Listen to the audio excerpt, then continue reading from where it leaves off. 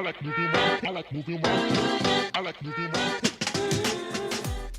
is up, everybody, and welcome into a Mailbag Monday edition of the DNVR Nuggets podcast, presented by DraftKings Sportsbook, America's top-rated sportsbook app. Hopefully you guys made as much money as I did this weekend. Crushing it on football. First week of football, the deals were to be had. I was absolutely raining in the dough. I don't know how you did, Dev. Hope you didn't see you Sunday. Hope you were making money like I was. I actually can't believe the person that I turned into yesterday. There was no control whatsoever, actually. I made a lot more money than you, I'm sure. Oh, wow. Okay. The type of person that I was, how much money was actually spent to make all of that money? If it would have went bad, it would have went really bad. I mean, I would have had to been staying with Eric. Not cool. I don't know how we were going to share the scooter. I heard that you knew the scooter life. It was a lot of things that I was scared of. Eric, is he welcome in your home? Like, if times get tough, is he welcome inside your home? Oh, Dev is welcome anywhere where I am. In fact, Dev is encouraged to be wherever I am. I have a bunk bed. I'm happy to turn it into a single. You just let me know, man. I'm here. We can Scooter has two wheels, brother. Come on, let's do this. Scooter has two wheels. Yeah, and also Adam, not invited to anything. Not extended. Yeah, definitely not extended to myself. Then, of course, we've also got the man with the wind behind his hat. A Monday with a hat, Harrison, huh? Yeah. I don't know how Dev's betting went, but I do know he's still reeling from that Patriots loss this weekend.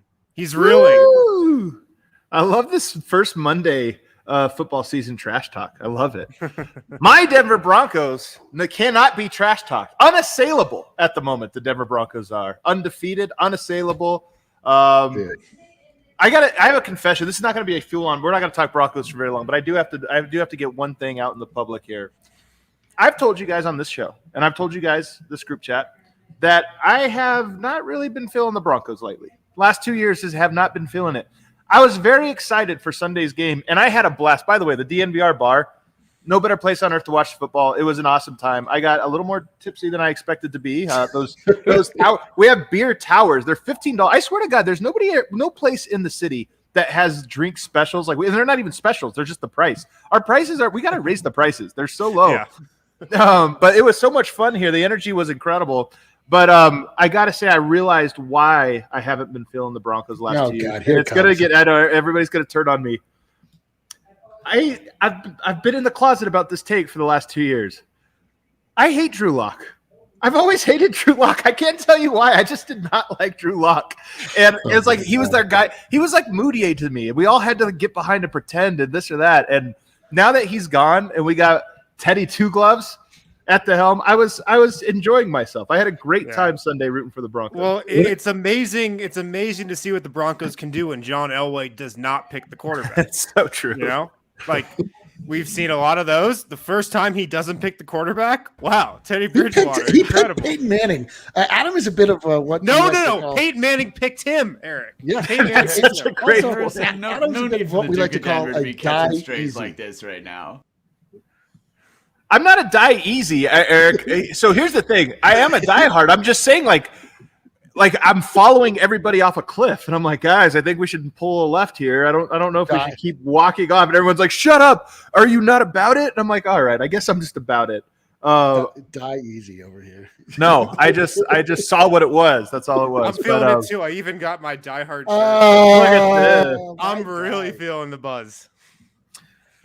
So anyway, I'm very excited for that. The Broncos game was a lot of fun. It did remind me a little bit. I'm not going to lie. It reminded me a little bit of the Moutier Jameer Nelson situation, if you guys can remember back. And thank God for the Nuggets. They gave Moutier 2 years. It wasn't working out. And they eventually just were like not playing him that much. And then they moved on. And it was Jamal Murray. But it did remind me of that, where I'm just like, do we have to keep trying this thing? Isn't there other avenues to success? And sure enough, Denver found one, or the Nuggets found one. Maybe the Broncos will as well. So anyway, that was my football Sunday. And also I made money. I made a lot of money. When I saw Teddy Two Gloves leading, I said, you know what? Broncos are winning big tonight. Big! Sure enough, it happened. Are you going to call him Teddy Two Gloves every time you bring him it's his up? name. Or is his it just name. Like a week one thing? Okay. It's probably just a week one thing. Just want to prepare myself. As is my general enthusiasm for the NFL football. Is also probably a week one thing, but we'll see. Today, guys, we do have a mailbag. And so usually mailbag Harrison curates 5, maybe 6 questions from the crowd. Maybe if it's a crazy one, we'll get 7. We have 21 questions today, Kale. 21 questions. As Kale, you could see he had to make the graphics for. He's not too excited. There were so many good questions. I couldn't leave that many out. You guys really brought it today. They really brought it. So without further ado, guys, you survived 3 minutes of football talk. So let's get right into Denver Nuggets talk. We have Edgar, our guy Edgar, by the way. Edgar, you got to come back to the bar, man. I haven't seen you in so long. NBA is considering an outdoor series like NHL. Where it would be I like that he says like NHL because it's really the Field of Dreams, the baseball one that got everybody thinking about this. NHL's been doing it for a while, just nobody thought to copy it. Where would be the best spot in Colorado? Where would it be to build an outdoor court to play? Akin to MLB 7-inning doubleheader and the runner on second and extras, what sort of gimmick rules would you like to see the NBA workshop in preseason exhibitions? Who wants to take this one Who wants to tackle this one? Like where to the specific? Well, first off, the NBA needs to hold a game at Rucker Park. That's the answer. Like as far as Colorado is concerned, like, oh, you don't think that'd be cool? An outdoor game at Rucker Park where Kevin Durant famously dropped 40 or like 60 or something and got the streets talking. That's the spot, dude. Where would you put it? Here's the thing about outdoor for basketball. Do you remember, guys, when they did this in Phoenix like 15 years ago? They did an outdoor game. Yeah. And Phoenix, one of the driest places in all of the country. The problem was, for whatever reason, there was just enough moisture in the air for the court to be like really slick, and it was super dangerous. Nobody was running. Everybody was kind of light jogging because they were afraid they were going to like tweak a knee. So I don't want to be the Debbie Downer, but that's one thing I would be very concerned about. But Denver is maybe a good place to do this because Denver is very, very dry. Superstar Dev, you know this city. You know the basketball courts around town. Where would this happen? The best place for it to be, I mean, I would say Park Hill, of course, just because it's like the mecca of basketball in Colorado. The mecca of Colorado. But if I really had to choose a place, because that place might be too nice, I would probably say like Wash Park. I would probably go with Wash Park. Just a whole lot of space. There's a whole lot of people. There are people that could come up. There's other things to do there. Parking's going to be wild, but I mean, I feel like you could go around that some way. Parking's going to be wild. I don't know Major if this is located or not, but that would be my choice. Wash Park. Dude, in Colorado, it's got to be the Be a Good Person Park court that they have in Whittier. I feel like you guys are looking at this all wrong. If you're looking for a Field of Dreams type backdrop, you got to put it in the mountains. That's right. You got to put 100%. The mountains. Like, what about right in the middle of Rocky Mountain National Park? So we're at 10,000 feet. I like it already. Yeah. We're it's 35 degrees out in September. We're like, it's a little cold. It's a little in the mountains. You're not going to be able to breathe at all. You can make some long sleeve jerseys. Those things could probably sell pretty well. But like the whole point of these things is it's supposed to honor the tradition of the sport itself. Basketball has no connection to the mountains. The Field of Dreams happened in the middle of Iowa. Basketball has very little connection to Colorado in general. So I know. Well, kind so of like at least put it working like, from the ground up. So Dev is right. It's got to go in Park Hill. Like you see the skyline in the background. You have some connection to the sport of basketball. Like if we're just looking for beautiful vistas, we could put it anywhere. We just put it in the middle of a lake or something. Why not Red Rocks? Red Rocks would be a gorgeous backdrop. It's the Nuggets home court, really. Like you try to make. I don't think it's big enough. That's the only problem. Like the stage. Really, like, what are these logistics? Well, you might have to put it up top. Then I don't know. Maybe something there. Anyway, the short answer is there's no good answer to that one. So probably not going to happen. All right, what else we got? Well, you want to know about gimmick rules? Do you have any gimmick? Oh, gimmick rules. That's right. Gimmick rules. You know what I want to do? I want to test the NBA not calling a charge once somebody has passed the basketball. Once you have passed the basketball. That's not it. But see, this is a rule change. This isn't a gimmick rule for a specific event. This is a rule change. Yeah. That's what putting somebody on second base I have always wanted to see just more variety on your home court. Like on the Nuggets home court, they can have weird rules. On the Jazz home court, they can have like, no corner threes or something. Stuff like that. That would be really dope. It's never going to happen. It would change basketball way too much. That'd but I be a do real like this home court idea. advantage. Oh, see, so Colorado's would be like just 10 feet longer. So when you're here, Right. the altitude, you got to run even further. Guys are so Yeah. tired. It's like, oh, man, it's so hard to play at Denver with that Like 110-foot court. Yeah. Like in Miami, games would not start before like 9:00 p.m. So if you're like that's their advantage. Yeah. If you're like really hungover, you're good because the game doesn't start until like way at night. That's a home court disadvantage, though. They really should start their games at like 11 a.m. just so every visiting team's like, we punt, we forfeit. Yeah, since we're talking about since we just brought up Skyline or just Park Hill, for instance, I was just in at Hiawatha Davis Rec Center. There was like a basketball event, and they were just like, let's take it back old school.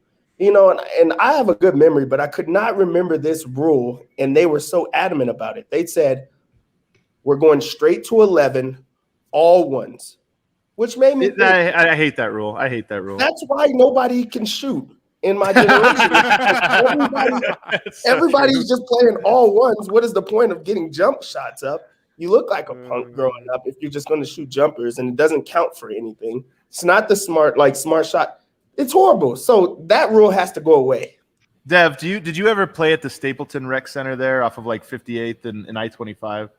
You ever play at that one? Yeah, like once or twice. Oh, man. So that gym is like 50 feet long, like 25 feet wide. And every team that would grow up playing through there, they'd full court press. And it's like it's only 20 feet up and down the court. So like a full court press, it was such a dumb court. But it's certainly, you're right, that changed the way everybody played. I remember talking to Tim Conley, and he said this is why Baltimore basketball is attackers, why it's physicals. He said all the courts are tiny there. For whatever reason, space is limited. So all the courts are small. So everybody's like extra physical, and you have to just get to the cup. Everybody's got to get to the cup. All right. So that's a good question. Let's move on. We got to keep it moving. What else we got? I love the hate that everybody has for Phoenix. You guys notice this? Denver really hates Phoenix. It cracks me up. Stroking this rivalry. Nick Smith asks us, is Monte Morris as the starting point guard being undervalued? I think that he has a better play style to help get MPJ more integrated in the offense than Jamal because he isn't looking for or expected to get to his own shot as much as can set the table just as well. All right. Well, let's chew on this one. Eric, what do you think? Is what's going on here? Well, is Monte Morris undervalued? I don't think so. I think we value him absolutely to the level that he deserves, right? He's definitely a facilitator. The question is, should he be the starting point guard from here on out for the Denver Nuggets? Yes, until Jamal Murray comes back. But I guess I don't quite understand the question because I can't imagine he's Mr. Nugget. But I think what he's saying is everybody's like, Nuggets just got to hold on till Jamal gets back, and once Jamal gets. But I think what he's saying is, hey man, they might be regular season wise, their floor might be just as high with Monte because Monte's going to get everything out of everybody in the regular season. It's possible. It's possible. We saw him doing some work in the playoffs, but we also saw the Nuggets get swept out of the second round because they didn't have Jamal Murray, and the facilitation wasn't quite. I think maybe what's being suggested. Monte's a fantastic starting or backup point guard, and he's going to be I would say serviceable replacement. I want to make one point though, because we keep saying they got swept without Jamal. Not true. They got swept without Jamal, without PJ Dozier, and without Will Barton, other than a hobbled Will Barton when the series was already almost over. So it wasn't just the one player. It's that, but it was because but it's not. I strong disagree. Monte Morris plus PJ Dozier, Will Barton, that series to me goes 6 or more, and Denver has a great shot at it. You take away all three, of course they're going to get murdered. Dev or Harrison, you want to go? Well, the part of that question that got me interested is how he can help Michael Porter Jr. That's the real part of the question for me. And I think there's something to that, man. The ball might get popping a little more often, if it's Monte Morris in there for Jamal Murray. Monte is not looking for a shot as much as Jamal does. Monte's that classic type of point guard who's definitely going to look to get everybody involved as much as possible. He'll be aggressive still, but remember how tough it was for Porter to eventually find his place as that third guy next to Nikola and Jamal? I think there's something to this, that it's going to be easier for him to kind of grow and just find his spots and find his shots with Monte as opposed to with Jamal. Now, he eventually got there. He eventually really learned how to play with those two. But I think there is something to that. Do you guys hear Walt Frazier come out of Harrison Windows there? He says, the ball be popping a little more often. That's pretty good. That's pretty good. Dev, what do you think? I'm more on Harrison's side. I think that there's a better understanding from the guys surrounding him. You know, when players that are not going to score all the time or are pass first guys get the ball, you seem to work harder because you know that there's a chance you're going to get the ball.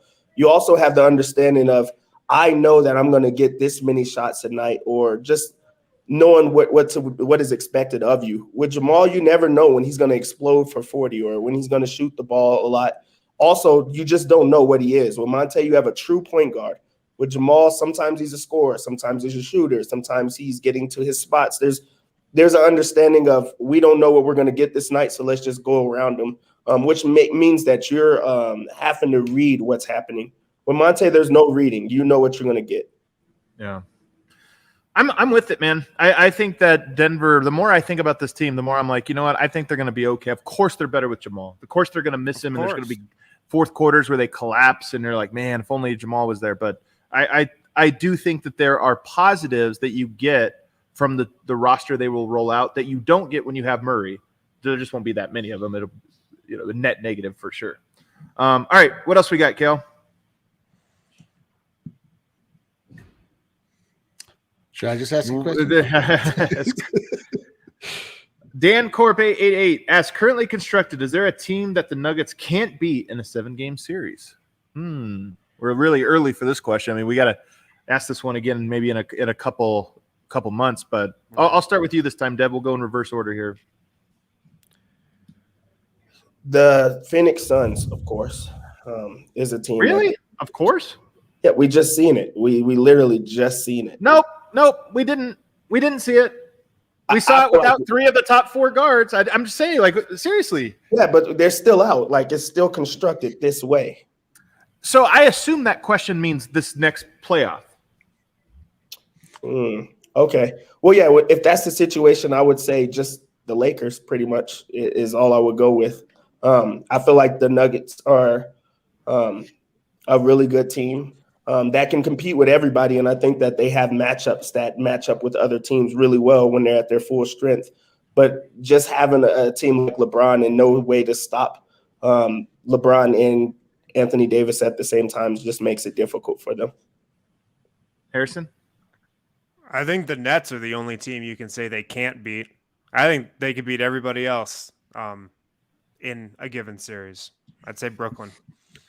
Yeah, it's definitely Brooklyn. I don't know though. Like the Suns, I'm still very curious about. Like, if we get Jamal back and he's Jamal, then I definitely have a different answer. I don't personally think that PJ Dozier changes that dynamic as much as we're saying. Like Will Barton, even I don't know. There were like a lot of breakdowns outside of just not being able to score as much. But I mean, I feel like the entire league can say that Brooklyn is a team that they don't feel like they can beat if they are actually firing on all cylinders and using their unfair advantage of just being able to court all of the best players to come together and have no actual real chemistry. If that comes together and the dark side wins like it usually does in the NBA, like, we all lose. So I'm looking forward to that. Let's go. All right, here's the thing, because I actually think at this very moment, I could be wrong. Like, this is by no means I'm definitive about this. I think the Nuggets can beat the Lakers. They'd probably be underdogs still. It's still a tough matchup for all the reasons Dev laid out. But to say they can't beat them, I felt like that 2 years ago in the bubble where I'm like, man, I don't know if they can beat the Lakers. This is tough. This year I'm like, it's going to be tough, but they can do it. The Nets are an interesting one to me because I agree, like, again, they are even stronger favorites. But let's go through their depth at the center position. LaMarcus Aldridge is starting. Jokic cooks him. He's also old. Blake Griffin is the backup. Okay. Paul Millsap is behind him. You also have James Johnson. Now, those guys can all play small, and maybe that works. But maybe it's just that Jokic draws a foul every single time down the court or grabs an offensive rebound. Like, you have to pick. Is he getting a putback layup or is he getting a 2 free throws? Because none of those guys are within 50 pounds of him, and they certainly aren't skilled enough defensively to be able to handle him. So I say mostly you're probably going to be trading 3s for 2s, but there might just be a scenario where Jokic beasts that series. Denver's path to beating the Nets, beating the Lakers, it's just that those teams won't be able to stop Denver. Like that's the Nuggets' path. Denver being able to score like almost every single time down, and there's just nothing a defense can do. By the way, you might also get a team, if you get them down 2-1, you get them down 3-2, you might get a team where nobody really knows what the pecking order is. With Denver, you do. With a team like the Lakers, Russell Westbrook could sacrifice in November, December, January. You get to June, you get to May, and all of a sudden it's like, hey, we're down. And it's, hey, Westbrook, we need you off ball tonight, or you're not touching the ball a lot. And that's just, things can get a little dicey. Same things goes for Brooklyn. Let's take a break, though. On the other side, we almost have to pick up our pace, guys. We still have many more. Unbelievable. Sprint out of the gate on Mondays. Right now at Breckenridge Brewery, they're doing a really good thing for the Colorado community. The tragic fires in Colorado were absolutely devastating this last year. We all know that. Breck is donating 1% of all their profits this summer to the National Park Conservation Association. So if you buy 1 pint or a pack of Breck brews, you're donating that 1% to our great outdoors. If you're in the area, if you're in Denver, if you're on Colfax, stop into the DNVR bar. Of course, we got Breck Brew on tap. We've got Breck Brew seltzers as well, which are my go-to, of course. And also, if you're shopping for some Breck Brew, pick up some Mile High City Copper Lager. You know the can, that Nuggets Skyline Blue can with the Nuggets logo on it. Great beer to enjoy for any different type of occasion. Right now at Solace Meds, they've also got some great deals going on throughout the entire month of September. You can get Can America gummies for 25% off. You can get Strange tinctures for 20% off. You can get Rockin' cartridges for 25% off. And Glacier concentrates are 20% off as well throughout the entire month of September. This isn't just this week. This is all of September. So that's valid at any one of their 4 locations. They've got one in Fort Collins, one in Wheat Ridge, one off of Broadway, 1 blocks away from the DNVR bar on East Colfax. You can get all those deals at any of those locations. Also, when you're in, drop the code DNVR20. That's going to give you 20% off your entire purchase as well. You also get a free Solace bar or King Come. That's valid at any of those locations, all those deals in September, and of course the code DNVR20 for 20% off your entire purchase as well. You know, we forgot to mention here at the top of the show, I was so hyped. Arguably, I'm not a tennis guy. Arguably the greatest tennis match I've ever watched. Friday semifinal. That was incredible. Did anybody else watch this? No, I didn't catch it. Was that the Djokovic one? Yeah, the one he won, though. And it was like absolutely incredible. The one where he dropped the first set and then came back. And it comes back, and that 5th set was just so dominant. It was like such a intimidating, slamming the door in your face type of, and I just loved it, man. It was cool to see. And also, I'm not a big tennis guy, so again, somebody's going to point this out to me. One of the things I like that I learned about Djokovic through this, and just kind of hear how they talk about him, the way endurance is a big thing for him, right? He just mentally and physically, he just wants to grind you down, take it as long as you can. And I remember it reminded me a lot of Jokic saying Serbians don't get tired when he's asked about resting and this or that. I would love, it would take a lot of work, but I would love for Jokic to be known as the guy that wears you down. Imagine what a transformation it'd be. It's you can't get into a 4th quarter with Jokic. He just has more energy than everyone. Kind of true. Yeah. Man, I'll never forget that. You're quiet, Eric. That 4 overtime game. Oh, right. You're right. Actually, just played 65 minutes. Yeah. We're going to brand this. We're going to brand, because it's already true. We haven't done a good enough job of being Serbians don't get tired. Jokic never fatigued. I was telling you, the plight of Nikola Jokic and Novak Djokovic are very similar. When Novak was younger, he was really petulant. He would slam his rackets. He would it was known that he was sort of mentally soft, and you could bump him out. He would get in arguments all the time. And then he got his fitness right, and he got in insane shape. He became a vegan. He and cut all of his body fat, and now he's a I mean, he really is a machine that way. And like he is a machine. That's a great way to put it. He's a freaking machine, man. Yeah, and he's like really unflappable now. Like he turned like what was his greatest weakness into one of his greatest strengths, which Nikola Jokic is about to do. Like with his, I mean, we're already seeing the physical transformation. It's calf wash season. Male form corner is in full swing. Nikola Jokic and Novak Djokovic.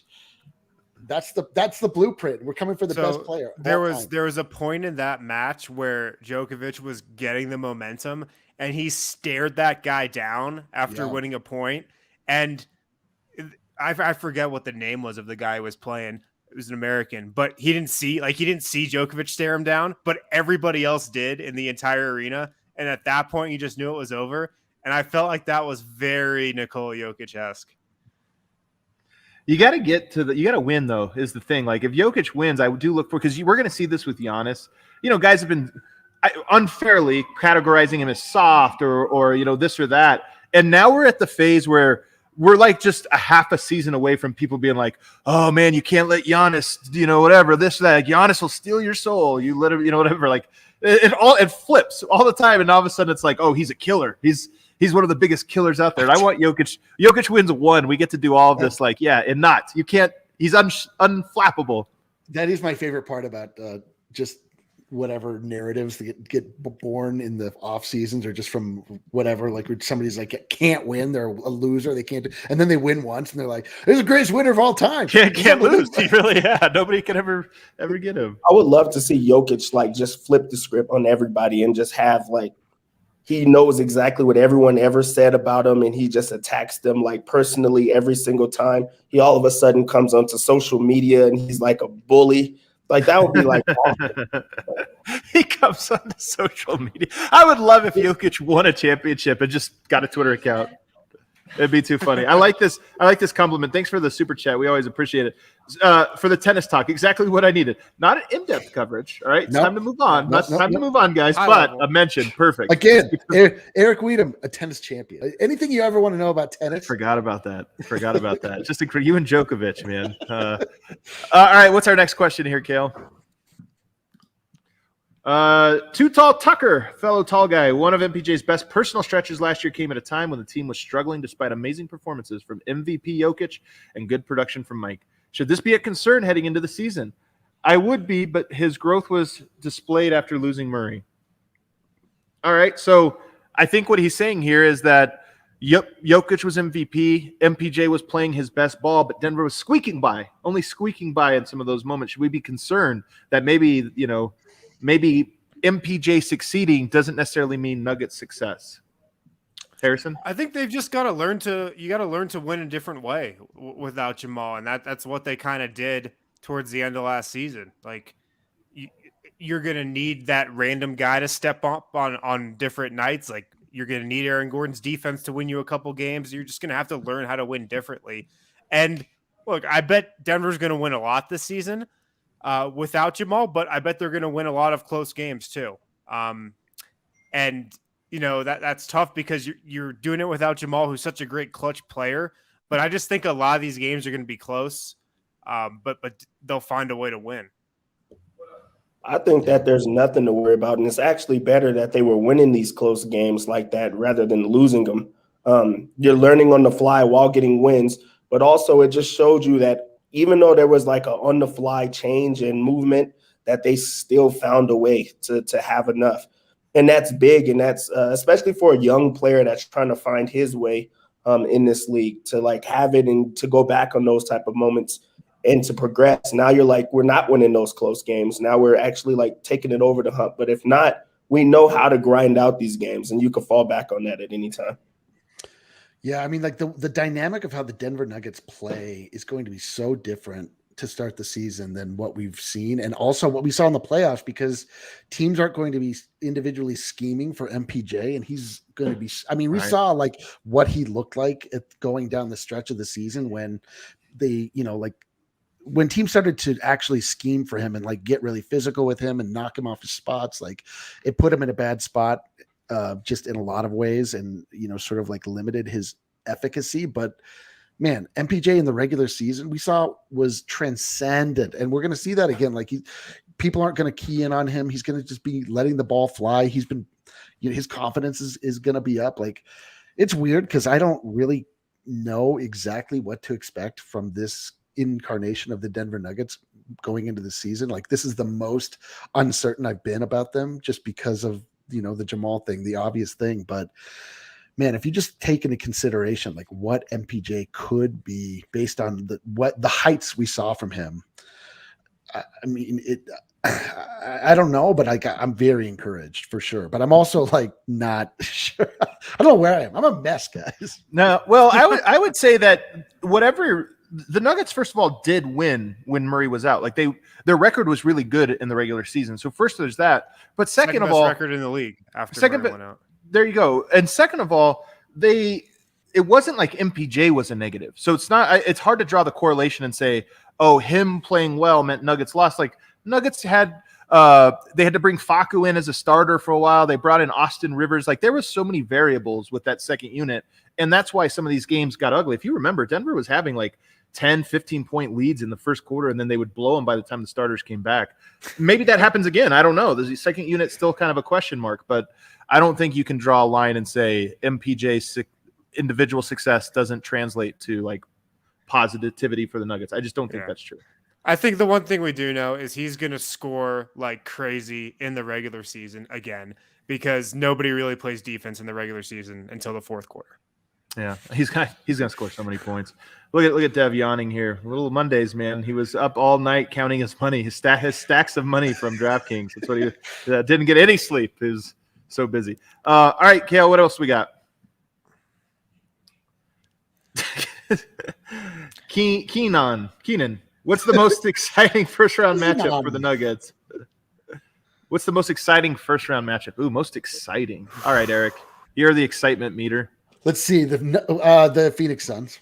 Just the Phoenix, just get it over with. Just have them mow right back over the Phoenix Suns and just put. Oh my God, that'd be amazing. Can you imagine launching PHNX and getting an immediate series first round and just sweeping the hell out of them? Would be like, oh my goodness, it would be too good. It would be. We owe them. Like, we like the guy. Like, just so it's clear to anybody listening.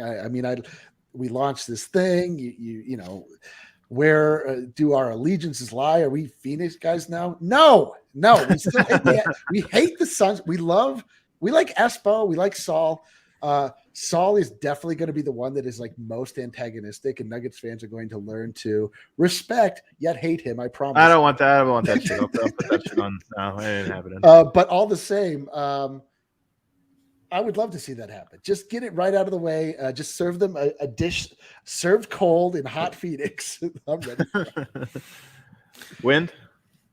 I think you guys are wrong. It's the Jazz.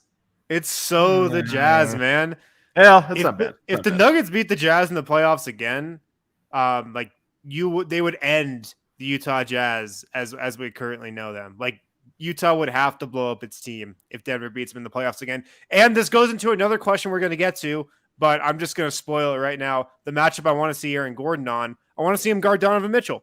I want to see if he can guard Donovan Mitchell. Oh, see, okay. Interesting. Deb, what do you got? I think that Utah is the right answer just because it ends them completely. And it just to keep embarrassing them, it's fun. But I think that just like going against the Clippers again and blowing that whole thing up would be fun. Just to show like we already beat you in a 3-1 comeback. We actually destroy you guys. We actually control you guys. And that wasn't just a one-time thing. That's something that the Nuggets can do. And here's how we show you. I like this answer actually. Like, can they just play Memphis and just sweep them? Hey, man. Hey, I'm serious about this though. The Nuggets have nothing but 7-game series, right? Like we've never in this era we haven't had we've broken the curse. 6 games. What do you mean? Oh, that's true. Oh, yeah, that's true. They did get 6. But even that one felt back and forth. I would this was the thing about the 2009 year. The Nuggets just beat the hell out of 2 teams, like the Dallas and Charlotte. So I would, or was it New Orleans? I think New Orleans Hornets. But I would love for Denver to have one of those. Like I just want to get to the point where it's like, oh yeah, first round, that's a tune-up. Yeah, okay.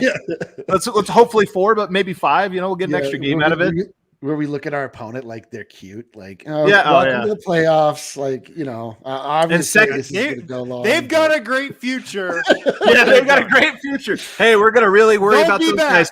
2 or 3 years. Yeah, they'll be back 2-3 years from now. They'll really challenge us. A lot of people are like, hey, give credit over them. Give credit over them. Yeah. Those guys, they fought their tails off.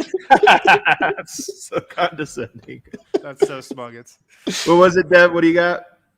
No, I was doing the same thing. That makes it fun. Just to talk about it. Like those guys, man, you guys have to worry, man. One day, watch. It's coming in the future. Give them 3 years. They're 3 years away from being 2 more years away. Yeah, I do not want to play this team in 10 years. I'll tell you that much. Right 10 years. 10 years time. All right, what else? Hey, can we go, Kale? Do you have it lined up that we can go to the one that Harrison spoiled? The who do you want, Aaron Gardner? Yeah, who are you most excited? This is from Ochuf. Players you're most excited to see AG guard next season. So you thought Donovan Mitchell. Here's the thing. I think Aaron Gordon in a pinch can guard those guys, the guards. But that's not who I want to see him guard. I want to see him guard. Yeah. I want to see him guard a big-time wing. I want to see him. My number one would be Luka Doncic, because I think here's where he makes a name for himself. Yes, he could switch out onto Damian Lillard, and he did that last year, but are we still talking about it? Not really. If he goes up and it's like Luka Doncic, that's your guy, and Luka has a horrible series, and Aaron Gordon's everywhere, that's the one where you start breaking out and say, hey, Aaron Gordon, and by the way, it doesn't have to be a playoff series. I think this stuff can happen in the regular season for Aaron Gordon, where it starts turning heads where you're like, wow, Paul George only averaged 12 points a game against the Nuggets this year. He was absolutely locked up. Look at Luka. Dallas never beat Denver because Luka just couldn't get free against Aaron Gordon. I think he makes a name for himself this year. So those two guys, to me, Paul George and Luka Doncic, are the two guys I look at most interested. Yeah. Well, we've seen him guard Luka Doncic in the regular season with the Magic, and he's guarded him very well. He's been very good on Luka Doncic, particularly last year before the trade. I was just thinking, like, we know more than anyone in the NBA how hot Donovan Mitchell can get. I want to see, like, that halftime switch where Mitchell's having a huge first half, and then, Denver makes a third quarter adjustment like they did against Lillard and puts Aaron Gordon on Mitchell for a second half, and, like, he locks him down. That'd be fun as hell. Yeah, the most exhilarated I've ever been for a defensive performance was when the first time AG matched up against Kawhi, and I was like, "Oh my god, this is incredible! This is so good." And unfortunately, Kawhi patted him on the ass because he was guarding him so well that forced the ball out of bounds, and Kawhi's just like, "Damn!" Great. It was totally awesome. And I hate that we can't say Kawhi again. Who knows when he'll be back? But yeah, Paul George feels that way. I mean, Zion, I don't know, whatever. It's just like any of the big. He did a great job against Zion. Remember? Yeah, he did a great job against him.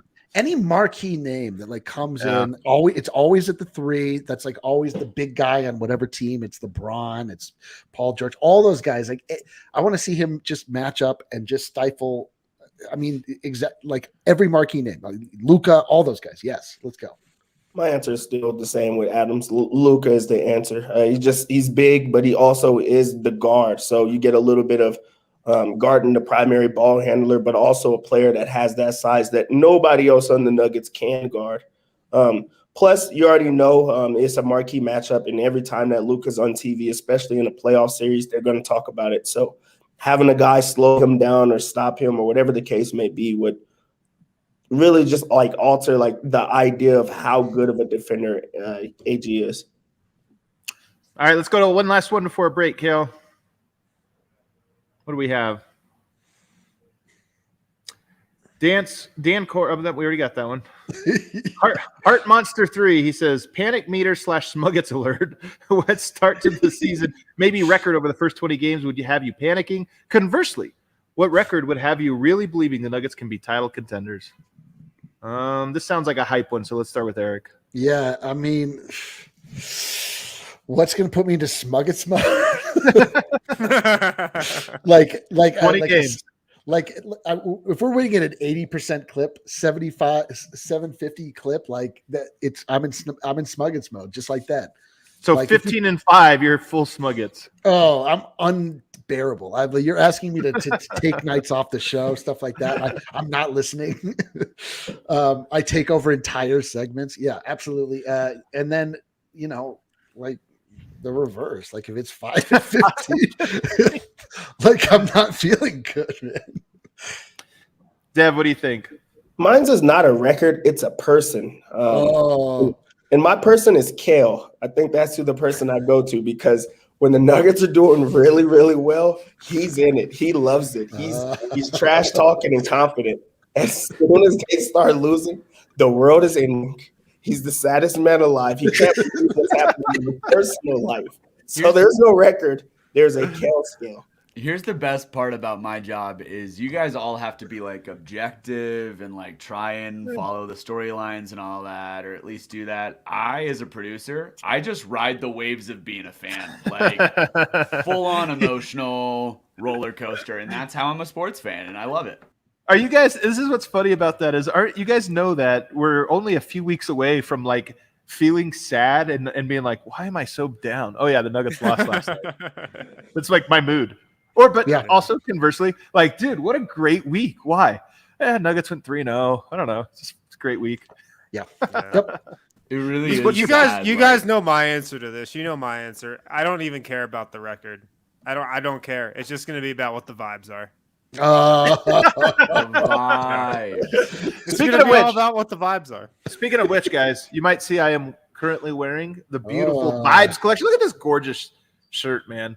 And I see, I'm looking out the window right now. I see this exact sign, Colfax in New York, the Vibes collection up on the DNVR Locker. Check it out. Unbelievable. Check it out. All right, Harrison, take us to a break. On the other side, we're going to talk about philosophy. What? Ooh. We're going to go back to my undergraduate. Can't wait. Right now, guys, we're sponsored by Ball across the entire DNVR network. Yes, as in Ball Arena, as in the aerospace technology company, also as in the world's largest aluminum can and packaging manufacturer. Ball has been leading global sustainability efforts for decades, and they are hiring production technicians right now at their Golden plant to make even more aluminum can or aluminum beverage cans.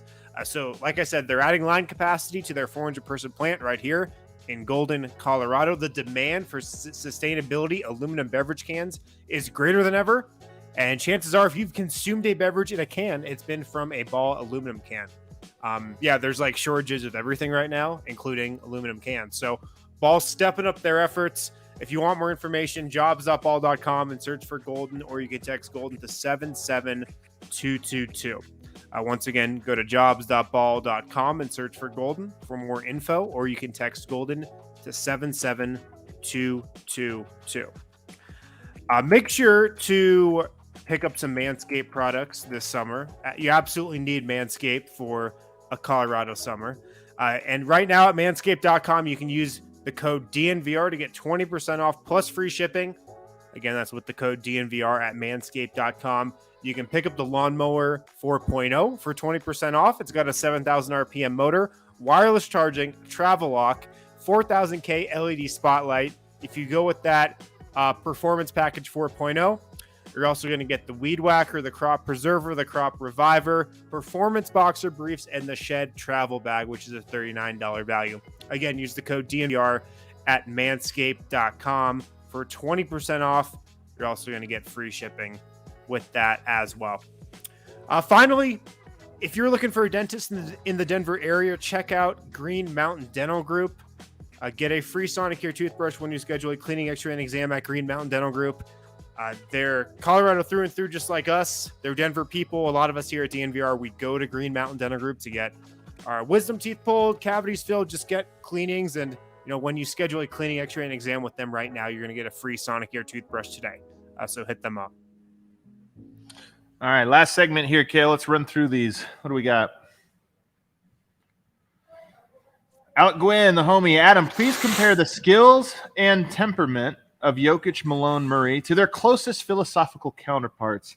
You guys know I love this one. Does anybody else want to chime in? Anybody else have some famous philosophers that they would compare these players to? I think we just need to go Adam on the big screen for this one. Don't do Adam on the big screen. All right, we're going to start with Jamal Murray, who I liken to Friedrich Nietzsche, I would say. Nietzsche very famously said, "What doesn't kill you makes you stronger." He also believed man was something to be overcome. That's Jamal Murray. He believes there are no limitations to being a person. He overcomes them So he gets Friedrich Nietzsche. Keep going. You guys keep have no going. commentary on that? Nobody wants to hop in here? Hold on. I have a comment. Cool. All right, next. Next, we have Michael Malone, who I put at Plato, because he believes that there is an essence of basketball, of what it is, and that every attempt at playing it is an attempt at playing the perfect form that captures the essence of basketball. I don't. So is Michael Malone turning into stone and withering and disappearing at the same time? What is this graphic? This is it's a statue. It's a statue. He's thinking. He's he's thinking. But here's okay. Go ahead. No, I want to hear it. I want to hear it. As soon as Michael Malone, the statue, is erected, which of course we all know it will be. It's certainly just a matter of time. It's not a matter of if. Will he go in as a bald statue? Oh, that's a great question. Or should he have We've hair? featured him as a bald statue, but all of his greatest successes have come as a fully haired man. Here's the thing. Michael Malone will be the coach of the Nuggets for 20 years. And so therefore, I think majority of that will be as a bald man, unfortunately. He's already passed the line of demarcation as to whether or not he is a balding man or hair retention man. You don't think people go bald past like 50? If you're not bald by 50, you just have hair forever? Yes. Trust me. No, that's not how it works. As a man losing his hair, I always look around. As a young man, I assumed every man went bald. And then I look around, I'm like, look at all these old bastards with all of their hair. So does it appear I'm going to keep my hair? Yes, I'm 38. It'll very, very healthy hair. Rude. You guys know who I think I'm going to look like? Oh, yeah, look at Kel. Sorry, Kel. You know who I think I'm going to look like? Is it Ted Danson? Is that his name? Yeah, Ted Danson. God. I think that's going to be me in about 20 years. Look at it. You can see it. You can see it. Absolutely not. Yep. No. Our last philosopher, I have Jokic as John Paul Sartre, because while we have Michael Malone who believes in the essence of basketball, Jokic believes basketball has no essence. Basketball precedes essence. It is we who create what basketball is. There's a nice, beautiful tension between Malone and Jokic that creates this perfect synergy to discover a truly perfect basketball. Oh, man. That was Philosophy Corner. That reminds me of a comment I have about this. Cool. All right, next. People appreciate this one. It's more of a podcast segment for sure. People appreciate this in the podcast. All right, what else we got? Ben Hawk NBA asks, what's your prediction for offensive defensive rating league-wide for the Nuggets this season, or league rank? All right, Dev, let's hear it. You didn't have anything to say during Philosophy Corner, so I'll let you take this one. I have so many things to say during Philosophy Corner. I didn't get the opportunity to talk about it. Is that what it was? My bad. I don't know. I really don't know. This is a difficult one to gauge. With them having Jokic and Michael Porter Jr. like they're running the offense through, starting off early, I think that they explode, like to start out like the beginning of the year, but the defense falls. I don't think that they're going to be as strong as a defensive team as they were last year. But I do think that the pace will be up and they like go all in offensively, like he's already been alluding to in previous years. I think this is the year that they go all into it, and maybe they go after Harrison's best offensive like rating of all time. What? No, that was last year. That was last year. Hey, here's the thing though. Chance. This is the time of year where everyone's planning to play faster, isn't it? Yeah. Yes. Like this is we're all gonna play faster. We want to get up and down. We got some new wrinkles. Yeah, just running the same shit, playing the same speed. The Nuggets have been remarkably consistent from a pace perspective in the Jokic era. It's just very slow, very slow, very very slow. Harrison. Yeah. Oh, go ahead, Eric. Well, I was going to say, like, you have to play to the pace of the guy that every ball goes through, which is Nikola Jokic, who is not typically running down. He's not typically leading the charge, I would say. Very often he's coming down at the end of when everybody's sort of all set up. Then they give the ball to him. It sort of inhibits the speed that we're talking about. But it's all the same. It ends up successful more times than not. So God bless him. God bless him indeed. Yeah. I mean, look, I think they're going to be great on offense again. It's tough to see them being better than they were last year, which was 6th, though. So I'll say like 7th or 8th in offense and, around the same 10th or 11th in defense. I'm going to go higher than you guys offensively. I think the Nuggets are going to be 3rd or 4th best offense this year. Now, here's a couple of reasons why.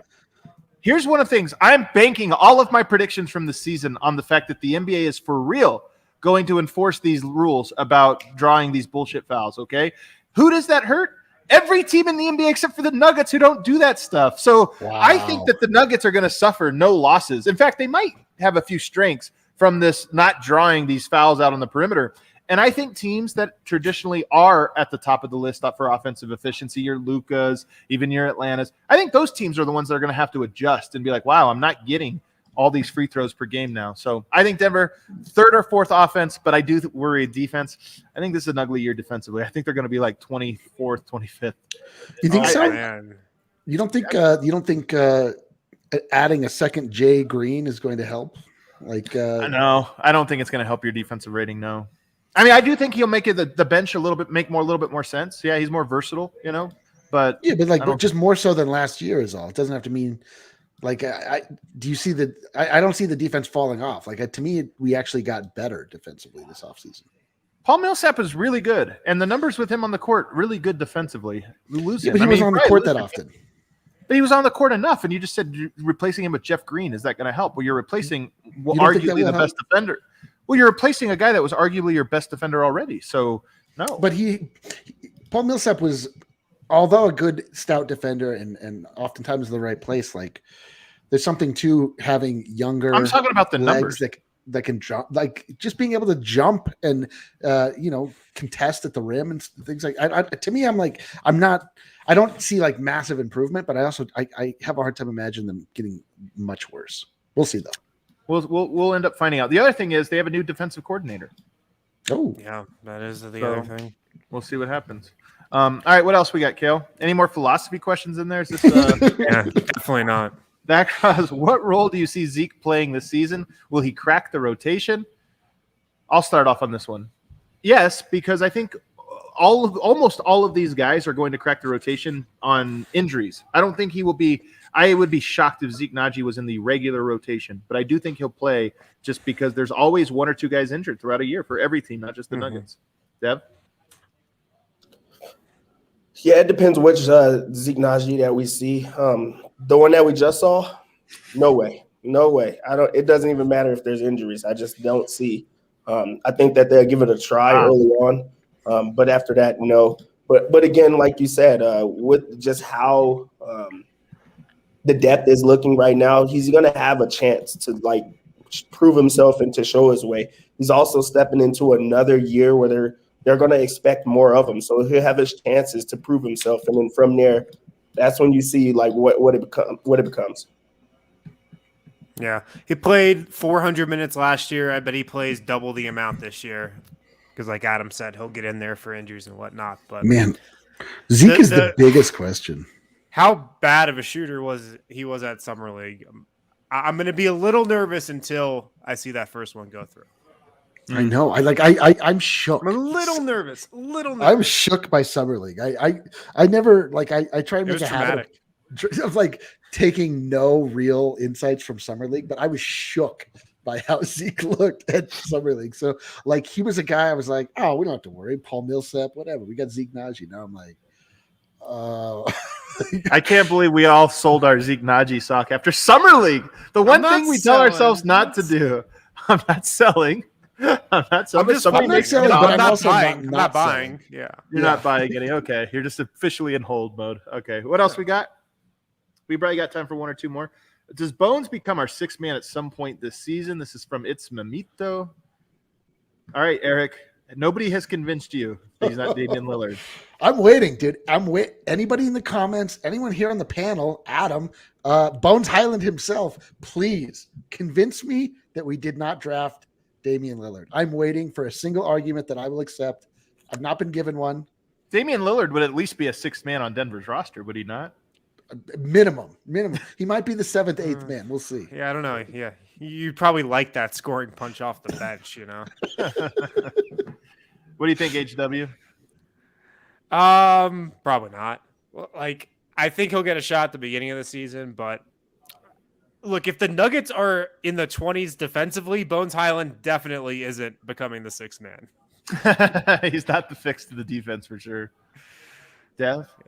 No way. I just think no way he becomes that. Just because he would have to he would have to jump so many different guys to become that.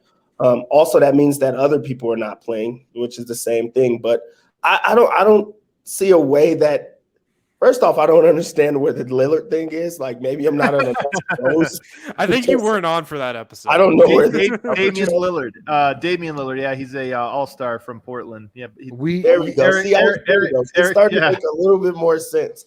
But yeah, I really don't. First off, we know Malone is not playing, rookies a lot anyway. But then, what does that mean? What does that look like for Bones? That means he has to come in and just really erupt offensively to where they're probably going to him as the third option. So now you look at the rest of the team. Who else is not playing up to where they're supposed to be at? Yeah. So I think there's too many questions when it comes to making him your sixth man. What will be interesting with Bones, because he's going to get a chance, just like I think Zeke's going to get a chance. There's just going to be an injury, and he's going to have an opportunity. If that opportunity is, let's say, 3 weeks, 3-week injury opens up space for him, how well does he have to play for him to actually get to stay in that spot? I mean, that'll be the real question. I think that opportunity is coming. It's just he's going to have to really impress in that short window to do it, and I'm rooting for it because he's fun. He's fun as hell, so I'm rooting for it for sure. Yeah, in truth, he really is. I mean, it's very unlikely, just because of you're talking about the structure that already exists inside of the Nuggets, and that in order for that to happen, that would mean Michael Malone had to decide that was going to happen, which feels very unlikely. I mean, we saw the transcendent talent that we all think that he has, but it's just whether or not you get that opportunity to show it this first year is really the question. Let's get one more, Kale. One more before we get out of here. The perfect taco. We got to have it. Finally. A perfect taco. I've been waiting for somebody to finally ask. A good question. Finally one. At least we got one in today. All right, Dev, I'm going to start with you because I'm sure your answer is going to be the worst. It really is. It really is. Because so many things hurt my tummy. So I have to be really smart about how I make this taco. So it makes it really difficult. So you should not have said that. I'm a ground beef guy, extra sour cream, picante sauce. I love these are some Midwest tacos right here. I love these Midwest tacos. I like them. I just think that has to be it. But you have to have the mild picante. I can't do too hot. You just have to remember, my poor tummy. I love it, Dev. You freaking rule. Most people, they're always faking. dude. I'm Mexico. I like more of a Oaxacan taco or something. He's like ground beef, taco seasoning, cheesy gordita crunch. I love it. Some black olives or something. I don't even know. What? Harrison, what do you got? The perfect taco is the langosta taco from Machete right here in Denver. That's the perfect taco. Perfect taco. Wow. It's the best taco I've had in Denver. It's grilled lobster tail, it's a great take. Smoked avocado, corn salsa, and it's on the squid ink tortilla. 10 out of 10. 10 out of 10 every time. Wow, the perfect taco is always an al pastor taco. 100% of the time, an al pastor taco is the perfect taco with flour tortilla, I might add. I'm not a corn tortilla guy. All right, a little bit of a white guy there. Okay, I hear. Whatever, I don't care. I'm a white guy. I can. Oh, get out of here, Kale. Kale's like in Norway. Kale believe, Norwegian corn Kale tortilla. thinks the lobster taco is the perfect taco. Get out of here with that nonsense. Lobster. Ooh, so fancy. All right, I like it. Al pastor is correct. That is the right answer. I know. Of course it's correct. But you screwed up. Oh, no. So I do like the melted cheese tacos. Sometimes you can get these. They're called vampiros, right? So you crisp the taco, almost like a tostada, where you melt the cheese. You have that crispy shell. And then you put in the al pastor. That's where it's great. I do enjoy, you like a good green salsa. You put a little bit of sour cream. Personally, I like that. That's the perfect taco. So you were close, Eric. You were very close. Well, Dev, I feel like I was right. I tried very hard. Harrison's like, oh, like a filet mignon taco, like something like with maybe the Birria is prime really cuts of good, beef. man. This Birria is also really good. So, do you guys know this one? It's like a slow roast, like very like fucking really, really juicy, really fatty. Yeah, it sounds yeah, good. it's It's really good. unfortunately it's not the perfect taco, but It honestly is a very, very good one. That's not a bad one. That was probably number 2. That's probably number 2. Thanks everybody for hanging out with us today. This was a lot of fun. A great start to your Monday. Hopefully you guys enjoyed it as much as we did. Don't forget, check out the DNVR Locker, guys. Get the Vibes collection. Eric worked very hard. Day and night he worked on this with his own brain. Look, we got double vibes going on. My goodness. Man. Double vibes. So you want to check that out. Don't forget, guys, the DNVR bar is open like a regular bar. When we launched the bar, we wanted it to be the home for watch parties. It is. Every watch party is an absolute good time.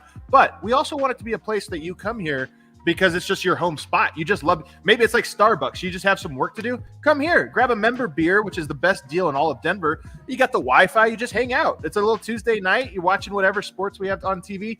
The DNVR bar is your home. You need to go to your home.